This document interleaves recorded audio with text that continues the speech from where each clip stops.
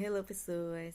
Vim aqui mostrar para vocês minhas reações assistindo o primeiro capítulo do livro O Cavalo e Seu Menino, que é da saga, série As Crônicas de Nárnia, o terceiro livro, que não teve filme, eu acho. E então vou depois tentar resumir minha opinião, que é o que eu achei, talvez tenha spoilers, qualquer coisa eu aviso se eu vou dizer spoilers, ok? E aí, para não ser só minha reação, eu vou ler com vocês o capítulo. Então, provavelmente vai ter spoiler, né? Então, se você quiser ver spoiler, ou se você não liga, fique aí. Ou se já leu, comentem aí também o que vocês acham. E é isso, eu acho que esse livro eu nunca li. Eu já li dois, o primeiro e o segundo. Tem vídeo aqui no canal, tô fazendo a playlist sobre as Crônicas de Nárnia, resumindo, dando minhas opiniões, se quiserem acompanhar. E, enfim, tem uma playlist também, lendo um capítulo de vários livros. Cada livro eu leio um capítulo, dou minha opinião. Então, resolvi voltar com isso. Vamos ver se o celular vai colaborar, né? E é isso, então o Cavalo Menino tem essa ilustração aí, bem pesada que eu achei. Tem também um mapa, deserto escrito, aí tem Arquelândia, Filho da Tempestade, várias coisas. Não entendo muito de mapa, mas tem aqui. Tem o índice, do Cavalo Menino. São 15 capítulos ao total. Eu gosto das coordenadas, os capítulos são curtos e poucos capítulos. Eu tô com o livro, que é todos os livros, Então fica grande, mas na verdade são livros curtos. Aí tá aqui, para David e Douglas Gresham. O autor dedicou, Já volto. Nesse primeiro capítulo também tem uma ilustração aqui de um menino ou um homem. Não sei, no capítulo 1. E o título do capítulo se chama Shasta Começa a Viagem. E eu gosto que os capítulos tenham títulos. Então, vamos ler. Se caso o vídeo pare, eu vou deixar do jeito que estiver parando. E aí eu vou depois fazer meu vídeo resumindo tudo que eu achei desse livro, tá? Infelizmente, não sei se o celular vai colaborar aí pra ler esse capítulo todo. Espero que vocês gostem. Conta-se aqui uma aventura que começou na Calormânia e foi acabar em Nárnia, na Idade do Ouro, quando Pedro era o grande rei de Nárnia e seu irmão também era rei, e rainhas suas irmãs. Citou os 4 irmãos, pensei que eles não apareciam nesse livro, eu acho. Vivia naqueles tempos. Eu vou parando, viu? Eu não vou lendo, direitinho aqui. Aqui não é audiolivro, tá? Eu vou parando pra comentar com vocês o que eu tô achando, viu? Então, quem quiser ouvir audiolivro, procura outro vídeo. Vivia naqueles tempos numa pequena enseada bem ao sul da Calormânia, um pobre pescador chamado Arriche. Com ele morava um menino que o chamava de pai. O nome do menino era Shasta. Quase todos os dias, Arriche saía de manhã para pescar e à tarde atrelava o burro a uma carroça e ia vender os peixes no vilarejo que ficava cerca de 1 quilômetro mais para o sul. Quando a venda era boa, ele voltava para casa com humor um pouco melhor e nada dizia a Shasta. Mas quando a venda era fraca, descobria defeitos no menino e às vezes até o espancava. Sempre havia motivos para achar mal feitos, pois Shasta vivia cheio de coisas para fazer. Remendar ou costurar as redes, fazer a comida, limpar a cabana em que moravam. Depois eu vou parar o vídeo e vou tentar dar uma lida bem rápido de novo para raciocinar, gente. Que às vezes eu leio e às vezes eu não consigo entender muito bem, minha mente não tá muito boa, eu vou ter que repetir e tudo mais. Mas para o vídeo ficar grande, eu vou ir direto aqui, depois eu comento. Já me perdi, vamos lá. Shasta não tinha o mínimo interesse pela vila onde o pai vendia o pescado. Nas poucas vezes em que tinha ido lá, não vira nada de interessante. Só encontrar gente parecida com o pai. Homens barbudos, usando mantos sujos e compridos, turbantes na cabeça e tamancos de pau no bico virado para cima, e que resmungavam entre si uma coisa mole e enjoada. Mas tudo que eles tinham do lado oposto, no norte, despertava uma enorme curiosidade em Shasta, pois ninguém jamais ia para lá. Ele próprio não tinha permissão para isso. Quando se sentava à soleira da porta, recomendado às redes, costumava olhar ansiosamente para aqueles lados. Puxa, eu queria ficar assim. Ficou de cabeça para baixo. Às vezes perguntava: pai, o que existe depois daquela serra? Pai, o que existe depois daquela serra? Estamos na página 193, viu? Do capítulo 1. Aí tem em cima aqui as Crônicas de Nárnia e do outro lado é o Cavalo e seu Menino. Se o pescador estava mal-humorado, agora, página 194. Se o pescador estava mal-humorado, dava-lhe um sopapo no pé do ouvido e lhe mandava prestar atenção no trabalho. Que sofrência. Se o dia era de boa paz, Arriche respondia: meu filho, não deixe o seu espírito se perder em divagações. É como diz um dos grandes poetas, a atenção é o caminho da prosperidade.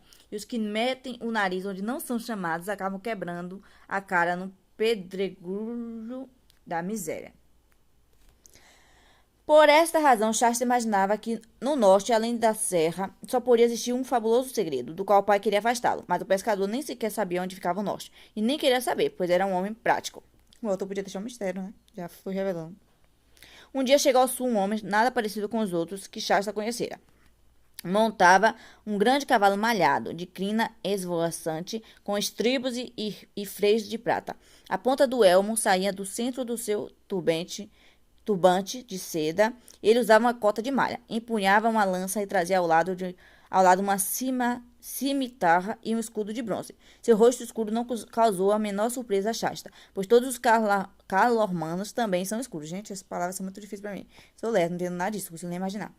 Surpresa, assim, causou-lhe a ondulada barba do homem, pintada de vermelho carmesim e besuntada de óleo perfumado, pela pulseira de ouro que o estrangeiro usava. A Rich logo viu que se tratava de um Tarkan, isto é, um senhor de alta linhagem. Ajoelhando-se diante do cavaleiro, o pescador acenou a Shasta para que fizesse o mesmo. O estrangeiro pediu pousada para a noite, coisa que a Rich jamais teria a coragem de recusar. O que tinham de melhor foi preparado para a ceia do Tarkan. Coube a Shasta, como sempre acontecia quando o pescador recebia alguém, um naco de pão. Nessas ocasiões, costumava dormir ao lado do burro, numa cocheira coberta de palha. Como era cedo demais para dormir, Shasta, que jamais aprendera que não se deve ouvir atrás da porta, foi sentar-se de orelha colada a uma fenda que havia na parede de madeira de cabana. Estava curioso para saber o que diziam os adultos, eis o que ouviu. Agora, meu anfitrião, disse o Tarkan, quero dizer-lhe que estou pensando em comprar-lhe este menino. Meu amo e senhor, respondeu o pescador. Aí, entre parênteses. E Shasta adivinhou que o pai fazia, no momento, uma cara ambiciosa, fecha parênteses. Que preço poderia convencer este seu servo a vender-lhe o seu menino? Porque o preço torna escravo quem é carne da minha própria carne. E como diz um dos grandes poetas, o sentimento vale, mais do que a sopa, e um filho é mais precioso que o diamante. É verdade, respondeu o hóspede com censura. Mas um outro poeta também disse: quem tenta enganar o sábio já está tirando a camisa para receber chicotadas. Não encha essa boca murcha de mentiras. É evidente que esse menino não é seu filho, pois o seu rosto é escuro como o meu, e o rapazinho é claro e bonito como os malditos mais belos selvagens que habitam as distâncias da Terra do Norte. Polêmica, gente. E até falar, gente, que interessante, ele tá descrevendo a aparência dos personagens, que legal, de um jeito, sei lá, mais natural, assim, pra falar das aparências, mas olha como o personagem falou. Gente, que pesado. Como é certo o ditado, respondeu o pescador, que diz que a espada não entra em escudo, mas contra o olho da sabedoria não há defesa. Saiba então, meu sublime senhor, que devo à minha extrema pobreza não ter tido nem mulher nem filho. Contudo, no mesmo ano em que o Tisrock, que ele viva para sempre, iniciou seu augusto e generoso reinado numa noite de lua cheia. Os deuses fizeram a graça de roubar meu sono. Levantei-me de enxergar e fui tomar o ar fresco da praia e contemplar o luar sobre as águas. Foi quando percebi um ruído de remos na minha direção e ouvi um choro miúdo. Pouco depois, a maré trazia à praia uma canoa onde estava apenas um homem, vergado, de fome e sede, e que parecia ter morrido havia poucos instantes, pois ainda estava quente. Um cantil vazio e uma criança que ainda vivia. Sem dúvida, pensei, esses desgraçados conseguiram salvar-se do naufrágio. Por graça dos deuses, o homem matou-se de fome e sede para matar a criança viva, aparecendo à vista para manter o homem matou-se de fome e sede para manter a criança viva, parecendo à vista da terra. Assim, certo de que os deuses nunca deixam de recompensar aqueles que socorrem os infelizes, tocado de piedade, pois este seu servo é homem de coração. Pare com esses elogios em causa própria, interrompeu o Tarkan. Basta saber que você pegou a criança e já recebeu com o trabalho do menino 10 vezes mais do que o pão que lhe deu a cada dia. Isto é evidente. O que interessa é o seguinte: quanto quer pelo menino? Estou cheio do seu palavrório. Ashe respondeu. Muito bem, o disse. Muito bem, eu disse, meu senhor. O trabalho do menino tem sido para mim de inestimável valor. É importante levar isso em conta também não tô fácil lendo, né, gente? Pelo amor de Deus, perdão aí. É importante levar isso em conta ao ajustarmos o preço. Pois é claro, se vender o menino, seria obrigado a comprar ou alugar um outro, capaz de fazer os mesmos trabalhos. Dou 15 crescentes por ele, disse o Tarkan. 15? Bradou Riche. com uma voz que ficava entre o gemido e o vagido. Nome difícil também, viu? 15 crescentes, pelo arrimo de minha velhice, pela consolação dos meus olhos, não zombe das minhas barbas grisalhas, mesmo sendo o senhor em Tarkhan.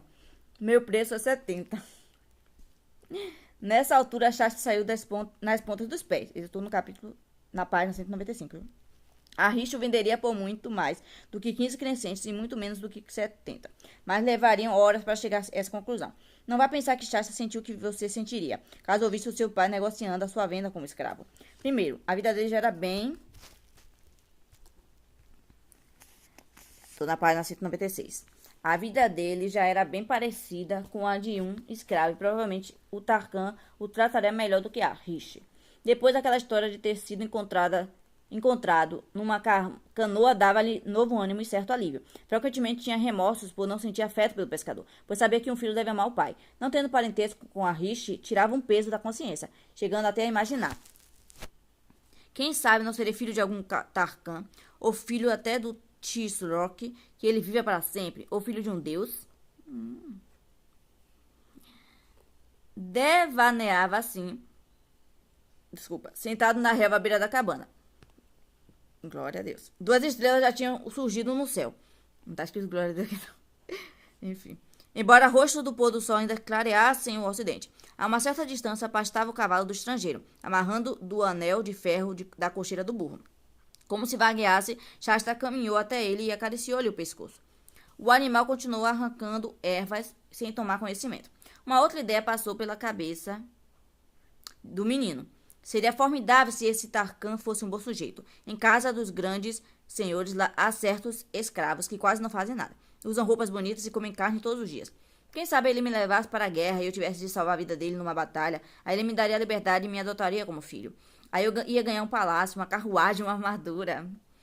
Mas e se ele for um homem terrível e cruel? Pode ser que me mande trabalhar no campo, acorrentado. Ah, se eu soubesse. Aposto que o cavalo sabe, pena que não sabe falar. Eu acho que aqueles estão no mundo... É, claro, né? As pessoas ficam no mundo, tipo, nosso mundo, para depois ir pra Nárnia, né? Não sei se eles vão, provavelmente vai. E aí no nosso mundo os cavalos não falam, mas em Nárnia sim, né? O cavalo levantou a cabeça. Acho que o cavalo tá entendendo ele. Shasta tocou-lhe o focinho acetinado, dizendo: seria tão bom se você falasse, companheiro. Por um instante pensou que estava sonhando, pois com a maior clareza, embora em voz baixa, o cavalo disse: eu falo. Mas se eu não me engano, tem um cavalo do segundo livro, é do primeiro. Ele não falava, não. Depois que Aslan fez os animais falar. Mas enfim. Talvez agora todos falem, né? Os olhos de Shasta ficaram quase do tamanho dos olhos do cavalo. Mas como é que você aprendeu a falar? Psiu, mais baixo, aprendi na minha terra, onde quase todos os cavalos sabem falar. Então ele voltou pra, tipo, o mundo. Saiu de Nárnia? Onde fica a sua terra? Minha terra é Nárnia. Nárnia, a terra feliz das montanhas, dos rios, dos vales floridos, das grutas cheias de musgo, das florestas que vibram com as marteladas dos anões. Oh, como é leve o ar de Nárnia, uma hora lá vale mais do que 1000 anos na Calormânia. A descrição de Nárnia acabou no relincho que mais parecia um suspiro de pesar. Como você veio para cá? Sequestro, respondeu o cavalo. Roubado, capturado, como você achar melhor? Agora começou o humor, né, gente? Porque os outros livros tem sempre um humorzinho, né? Algo divertido acontecendo. Até são mais infantis, assim, do que os filmes, né? E nem tem o primeiro filme, enfim, mas dos outros filmes. Eles são mais sérios e os livros são mais assim, doidinhos. Então, gostei que voltou o humor, né? Que até onde eu tava lendo, não tava achando tão engraçado. Então, agora parece que vai começar um pouco do humor aí, que eu acho muito bacana dos livros. Não passava de um potro. Minha mãe sempre me dizia para nunca ir às costas do sul, a Arquerlândia, mas não lhe dei ouvidos. Pela juba do leão, estou pagando pela minha loucura. Fiquei escravo dos homens esse tempo todo, ocultando a minha verdadeira natureza, fingindo que sou mudo e estúpido como os cavalos deles. Por que não lhes contou quem você é? Não faria essa loucura. Se descobrisse que sei falar, seria exibido nas feiras. Tudo bom? Vamos de novo. Não faria essa loucura. Se descobrisse que sei falar, seria exibido nas feiras. Passaria a ser mais vigiado do que nunca e perderia qualquer esperança de escapar. Mas, escute, não vamos perder tempo com conversa fiada. Você quer saber a respeito do meu dono, que se chama Arandim? Aradim é um sujeito ruim. Não para mim, pois um bom cavalo custa um bom dinheiro. Mas quanto a você, seria mais feliz morto hoje à noite do que escravo dele amanhã. Ixi. Ah, então vou fugir, exclamou Shasta, empalidecendo. É o que tem a fazer, replicou o cavalo. Por que não foge comigo?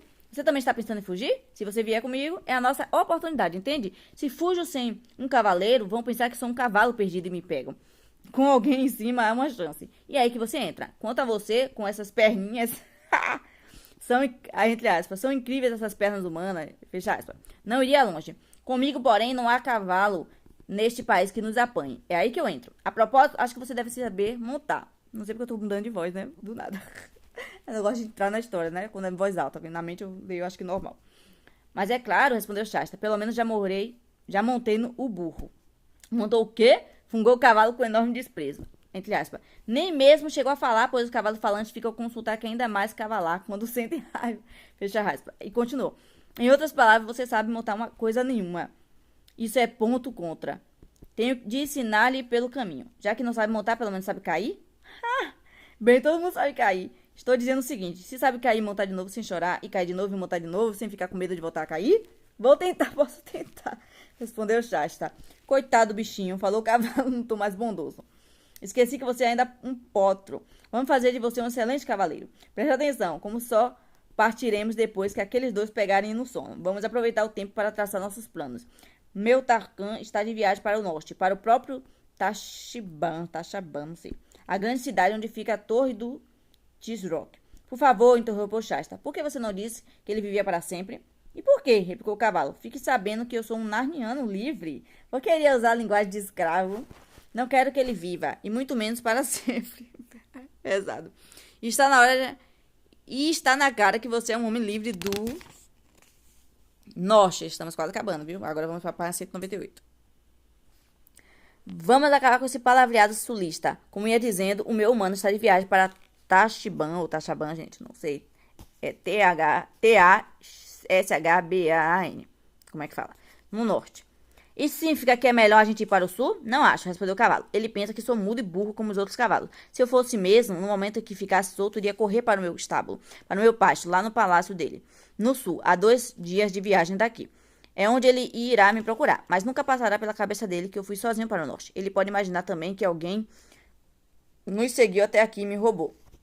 Fabuloso, exclamou Shasta. Vamos para o norte. É para o norte que eu sempre quis ir a vida inteira. Sem dúvida, comentou o cavalo. É a voz do sangue. Você, para mim, só pode ser nortista. Fale baixo, já devem estar quase dormindo. Acho que vou dar uma olhada, sugeriu Shasta. Boa ideia, mas tome muito cuidado. Estava escuro e quieto. O barulho das ondas Shasta nem notava, depois de ouvi-lo a vida toda, dia e noite. Não havia luz acesa na cabana, nem ouviu ruído na frente. Na única janela, escutou o ronco de sempre do velho pescador. Engraçado, pensou. Se tudo ocorrer bem, será a última vez que escuto esse guincho. Prendendo a respiração, sentindo um pouco de pena, uma pena, não era nada, perto da alegria, Shasta deslizou pela relva até a coleira do burro. Foi tateado até o lugar onde estava escondido a chave, abriu a porta e achou o arreio e as redeias do cavalo. Beijou o focinho do burro. Desculpe por não poder levá-lo. Até que enfim, disse o cavalo quando Shasta voltou. Já estava meio preocupado. Fui buscar suas coisas na cocheira. Eu tô tentando ler rápido, porque o vídeo já ficou enorme. E aí eu fico me perdendo aqui. Como é que a gente coloca isto? Por algum minuto, Shasta agiu cautelosamente, evitando tinidos, enquanto o cavalo ia dizendo, aperte um pouco mais a barrigueira. Tem uma fivela aí mais embaixo. Encurte um pouco mais os estribos. Por fim disse, você vai usar rédeas, mas só para manter as aparências. Enrole as pontas na sela, bem frouxa, para que eu possa mexer à vontade com a cabeça. Escute, não toque nunca nestas rédeas. Deve dar uma confusão. Mas então, para que serve isso? Em geral, para que me dirijam. Mas como quem vai dirigir esta viagem sou eu, por favor, não mexa nisso aí. Aliás, mais um aviso, não se agarre na minha crina. Mas peraí, se não posso segurar nem na zeda, nem na crina, onde vou me agarrar? Em seus joelhos. É o segredo de quem sabe montar. Pode apertar o meu corpo como quiser. Sente-se bem aprumado, cotovelos para dentro. Aliás, o que você fez com as esporas? Coloquei nos pés, é claro, isso eu sei. Pois então tire essas esporas dos pés e guarde na sacola. Talvez possa vendê-las em Tashaban. Pronto. Pronto? Acho que já pode subir. Puxa, você é muito alto, reclamou Shasta, depois da primeira tentativa de montar. Sou um cavalo, só isso foi a resposta. Pelo jeito que você monta, diriam que sou um monte de capim. Isso melhorou.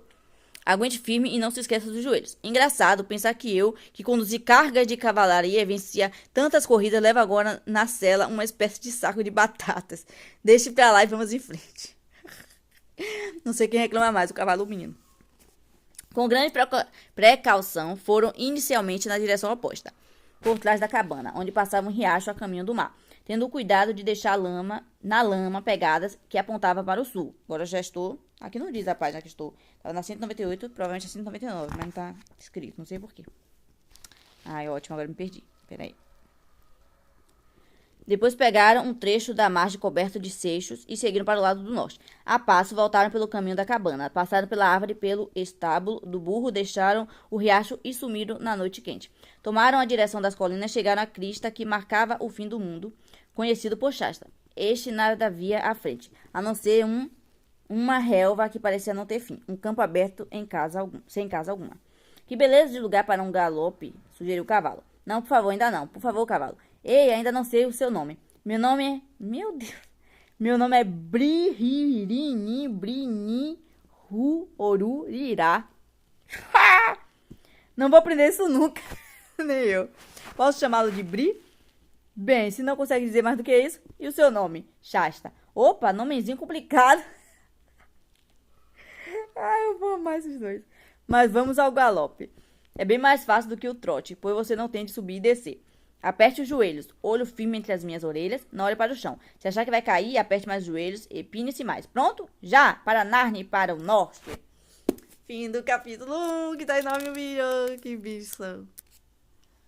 Bom, pela minha reação, vocês viram que no começo não gostei muito, me atrapalhei, não sabia falar direito, mas, enfim.